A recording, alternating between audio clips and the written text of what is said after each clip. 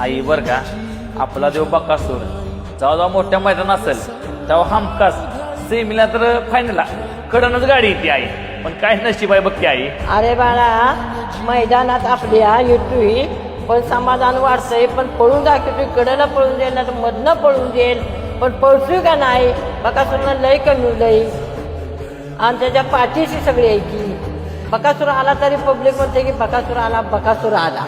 अजून काय पाहिजे तुला. नाही आई आणि ठरवलं आई बरोबर आहे. दोन नंदीने मथुर आणि बकासूर खरोखर आई सर्व नंदींनी खरोखर म्हणजे एक बैलगाडी क्षेत्र काय असते त्या दोन्ही नंदीने करून दाखवलं आहे. खरोखरच भावभावाची परवाशी लढत बघायला भेटली, पण आपला देव बकासूर पळाला नाही. तर मामाने शब्द दिला होता. खरोखर आहे मथुर आणि बकासूर ही खरोखर एक दिवशी पळाली पाहिजे आई.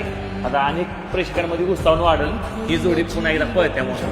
गोळ्या महाराजांचा एक कमेंट करून सांगा आणि प्रार्थना करा ही जोडी लवकर लवकर पळवते म्हणून. खरोखर मित्रांनो आज सर्वांच्या आशीर्वादामुळं आपण मोठी वारी करतोय. ते म्हणजे 18 तारखेला सर्व नंदीसनी आपण भेटण्यासाठी जातो, जे म्हणजे पुसेगावचं ओरिजिनल हिंदकेसरी मैदान. त्या मैदानामध्ये फायनलला पात्र होणारा नंदी त्यासाठी मी आणि पवन कदम हे दोघे जण आम्ही या सर्व नंदीसनी भेटण्यासाठी जातो. फक्त तुमचा आम्हाला सपोर्ट पाहिजे. व्हिडिओ कसा वाटला नक्की कमेंट करून सांगा. धन्यवाद.